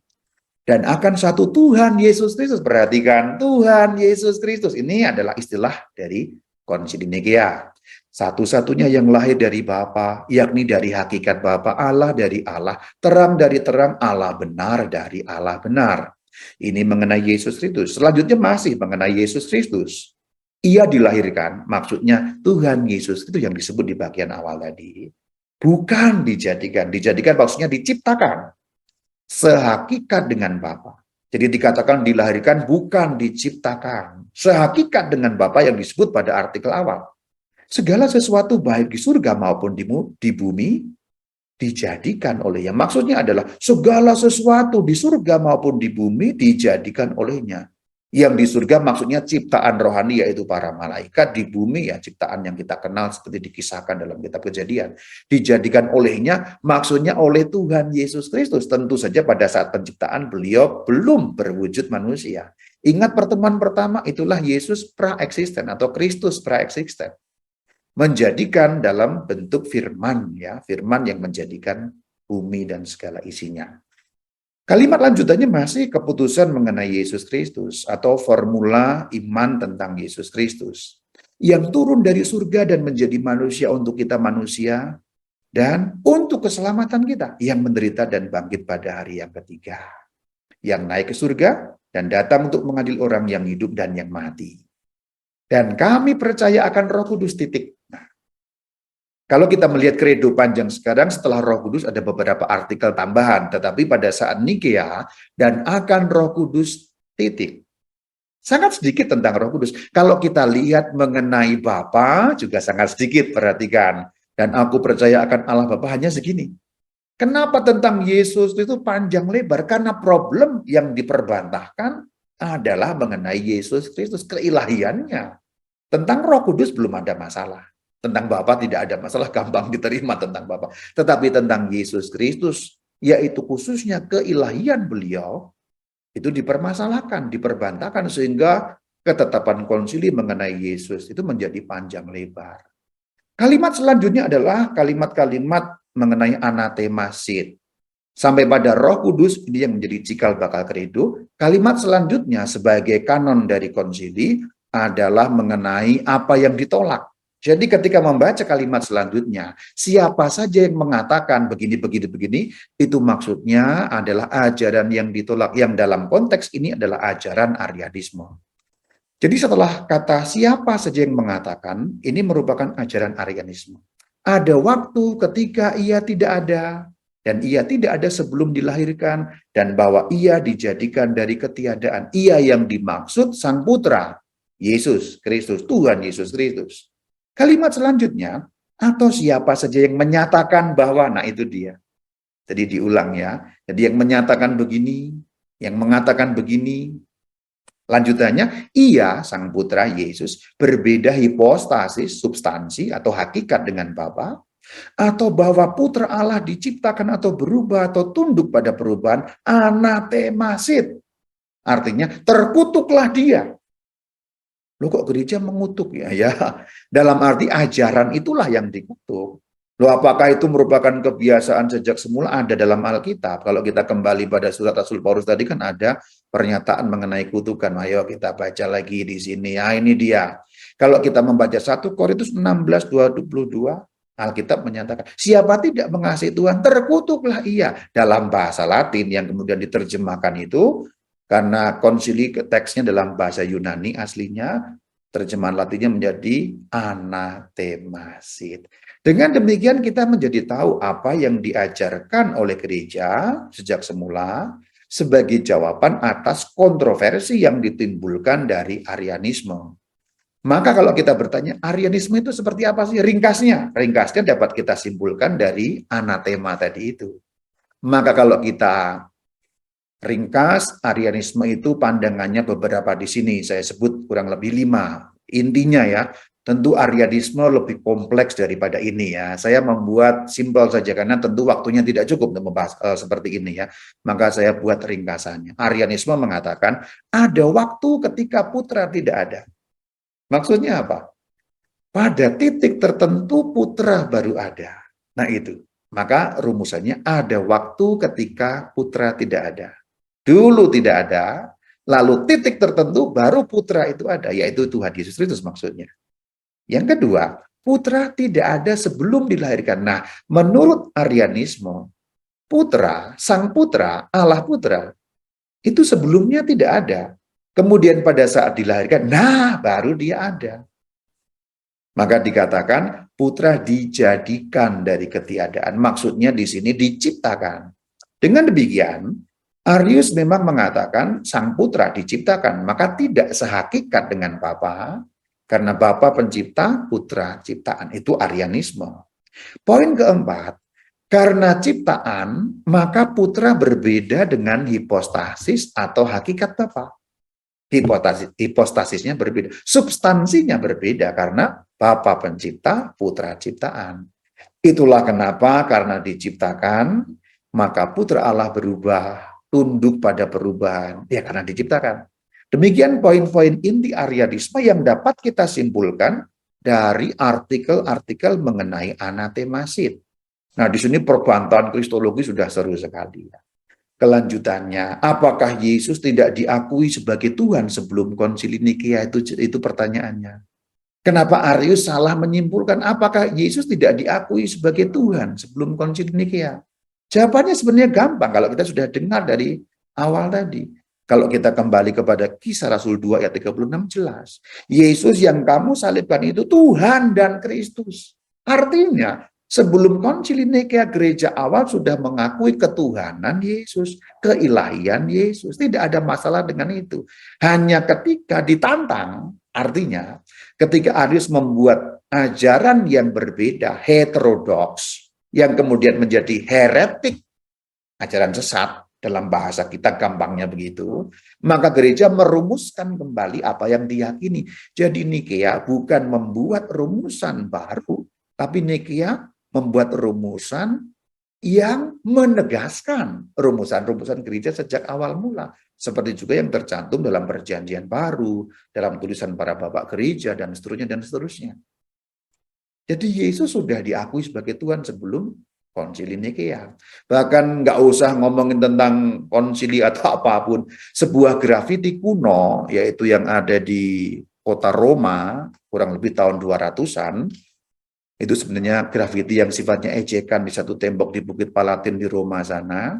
Ada seperti itu ya, yang bunyinya dalam bahasa Yunani itu sebenarnya ya. Kalau diterjemahkan dalam bahasa Indonesia, Alexamenos menyembah Tuhannya. Ini satu kartun sindiran ya. Itu ada gambar salib yang disalibkan keledai lambang kegoblokan gitu. Kira-kira begitu ya. Jadi ini maksudnya mengacu pada Kristus tapi diparodikan dengan gambar keledai. Jadi Alexamenos menyembah yang disalib itu kan bodoh kira-kira begitu. Tapi bahwa ada yang mengejek seperti itu artinya tahun-tahun awal, bahkan di Roma, orang-orang itu sudah tahu bahwa orang Kristen menyembah itu sebagai Tuhan, sebagai ilahi gitu. Nah, ini baru dari grafiti, tapi ini hanya tambahan saja bahwa bahkan secara historis dari luar ajaran Katolik itu juga ada bukti-bukti yang menyatakan Yesus sudah diakui sebagai Tuhan jauh sebelum Konsili Nikea. Bahkan kita sudah bahas itu sejak zaman para rasul, jelas sekali. Pertanyaannya dapat dikembangkan. Apakah Yesus pernah bukan Tuhan? Nah, itu pertanyaan yang kemudian jauh lebih penting. Kalau kemudian diputuskan demikian, yang menegaskan keputusan sebelumnya, berarti pengakuan imannya kan sejak zaman para rasul. Nah, apakah Yesus pernah bukan Tuhan? Itu pertanyaan kristologis yang penting juga untuk dijawab. Kalau kita kembali kepada Yohanes 13 ayat 13 sudah jelas, bahkan sejak semula para rasul, bahkan baginda Yesus sendiri mengakui dirinya Tuhan. Dua kalimat di sini menyatakan itu. Kamu menyebut aku guru dan Tuhan, artinya kamu para rasul. Berarti para rasul meyakini Yesus adalah Tuhan. Kemudian kalimat kedua, memang akulah. Akunya Yesus, Tuhan, aku Tuhan. Jadi Yesus mengklaim dirinya Tuhan, menyatakan dirinya Tuhan, mengaku dirinya Tuhan. Para rasul mengimani itu. Sejak semula artinya tidak ada masalah. Artinya sejak semula Yesus tidak pernah tidak Tuhan. Yesus selalu Tuhan. Selalu Tuhan. Apalagi kalau kemudian mengacu pada Yohanes 1 ayat 1 ayat 14 yang sudah kita bahas. Lalu bagian terakhir lebih menegaskan lagi kalau kita membahas mengenai ego eimi. Ego eimi ini sebuah pewahyuan mengenai siapa Yesus Kristus dalam konteks ini, yaitu Yesus Kristus yang adalah ilahi, yang adalah Allah, yang adalah Tuhan. Kata ego eimi ini muncul dalam perjanjian baru, tetapi sudah muncul dalam perjanjian lama. Sekarang kita bahas dulu dalam perjanjian baru. Yohanes 4 ayat 26, ini yang sudah kita kutip di bagian awal ketika baginda Yesus bertemu dengan orang Samaria, yaitu sang perempuan itu. Kata Yesus kepadanya, akulah dia, dan seterusnya. Nah, kata akulah dia, aku adalah. Akulah atau aku adalah, dalam Yohanes 4 ayat 26 itu kalau kita lihat dalam teks asli, itu berbunyi ego eimi. Perhatikan dalam teks bagian bawah yang cetak warna kuning, aku adalah itu ego eimi. Legiakti ho Yesus ego eimi ho lalonsoi. Oke, itu tidak penting. Pokoknya bagian warna kuning itu ya, ego eimi, aku adalah. Tahukah Anda saudara-saudari bahwa ego eimi adalah nama yang diwahyukan kepada Musa. Kan kita tadi sudah lihat ya, dalam huruf Ibrani itu Yod-He-Vah-He-Yahweh. Tapi dalam huruf Yunani kita tahu, Alkitab Ibrani diterjemahkan menjadi Yunani oleh orang-orang Yahudi sendiri. Nah, terjemahan Septuaginta itu menggunakan ego eimi untuk menerjemahkan yang sudah kita bahas di bagian awal yang muncul dalam kitab Keluaran 3 ayat 14. Ini nama ilahi yang diperkenalkan kepada Musa. Kita lihat Keluaran 3 ayat 14. Firman Allah kepada Musa, aku adalah aku. Itu kan yang diwahyukan tadi. Namanya tadi. Kamu namanya siapa Tuhan? Aku adalah aku. Nah gitu. Nah di dalam teks bahasa Yunani yang adalah terjemahan orang Yahudi sendiri namanya Septuaginta, kita akan membaca demikian. Kita lihat atas dan bawah. Keluaran 3 ayat 14 teks yang sama, hanya yang atas bahasa Indonesia, yang satu bahasa Yunani. Firman Allah kepada Musa, aku adalah aku. Keipen hotheos prosmosin ego eimi hoon. Perhatikan, aku adalah aku. Teks bahasa Yunani Septuaginta mengatakan ego eimi. Dalam bahasa simpel, aku menyimpelkan. Tentu ini simplifikasi. Tentu ada pertanggungjawaban kristologis atau teologisnya di sini, tapi aku membuat simpel saja. Ketika Musa bertanya, Tuhan siapa namamu? Dalam bahasa Ibrani berbunyi, Ahyah, Asher, Ahyah. Itu bahasa Ibraninya. Dalam bahasa Indonesia berbunyi, aku adalah aku. Dalam bahasa Yunani, yang terjemahannya dibuat oleh orang Yahudi sendiri, berbunyi ego eimi. Jadi, simpelnya, Ketika Musa bertanya, Tuhan siapa namamu? Namaku Ego Emi. Bahasa simpelnya, aku Ego Emi. Ini simplifikasi, tapi memudahkan Anda berpikir ya. Jadi Ego Emi adalah nama yang diwahyukan kepada Musa dalam kitab Exodus atau Keluaran. Nah, Ego Emi itu digunakan oleh Sang Kristus. Perhatikan Exodus 3 ayat 14, Ego Emi. Nah, kata itu, sebutan itu digunakan oleh baginda Yesus untuk menyebut dirinya sendiri. Artinya, Alkitab mau mengatakan tokoh ini, yaitu Yesus ini, adalah yang sama dengan yang mewahyukan diri kepada Musa. Ini ilahi. Dulu sebagai manusia memang belum ada, tetapi sebagai firman, dia sudah ada. Maka dia bertemu dengan Musa di padang itu, kemudian mengatakan Ego Imi, dalam wujudnya sebagai sang firman, belum sebagai manusia. Maka ketika dalam satu masa firman itu menjadi manusia, Ego Imi ini diulang kembali untuk memperkenalkan siapa dirinya, yang adalah ilahi itu. Yuk kita perhatikan. Yohanes 6 ayat 35. Kata Yesus kepada mereka, aku adalah roti hidup. Ego eimi. Dalam terjemahan bahasa Indonesia tidak kelihatan memang. Tapi kalau kita membaca dalam teks Yunani, yang kemudian kita melihat teks Yunani dari perjanjian lama, lalu menjadi jelas semuanya. Kita tahu saudara-saudari, ini konteksnya. Orang Kristen awal menggunakan perjanjian lama bahasa Yunani. Jadi ketika mereka membaca kitab Keluaran, yang dibaca ya versi Ego Eimi ini. Maka ketika mereka membaca Injil Yohanes dalam hal ini, mereka menemukan Ego Eimi, mereka tiba-tiba ingat, loh ini kan nama yang diwahyukan dalam kitab Keluaran. Loh kok orang ini pakai Ego Eimi? Berarti tokoh yang sama. Gitu. Berarti Yesus Kristus ilahi. Jadi Ego Eimi ini pewahyuan ilahi. Yohanes 8:12, aku adalah terang dunia. Ego Eimi. Sama. Yohanes 10 ayat 11, aku adalah gembala yang baik. Ego Eimi. Masih ada banyak. Aku hanya kutip beberapa saja. Bahkan ketika baginda Yesus akan ditangkap, akulah dia, aku adalah dia yang dicari itu. Ego Eimi. Itulah kenapa mereka bisa mundur ke tanah dan jatuh. Terjemahan kita tidak terlalu kuat ya, dikatakan Yohanes 18 ayat 6. Ketika Yesus berkata, aku berkata Ego Eimi, mundurlah, seakan-akan mereka mundur sendiri. Padahal yang dimaksudkan termundurkanlah mereka. Atau mungkin dikatakan terpentallah mereka ke belakang. Kira-kira begitu. Jatuh ke tanah. Jadi kenapa mereka bisa terpental 600 orang itu? Dan jatuh ke tanah karena Ego Eimi. Karena ini sosok ilahi. Jadi Ego Eimi tadi mengacu pada Keluaran 3 ayat 14 yang memperkenalkan dirinya kepada Musa.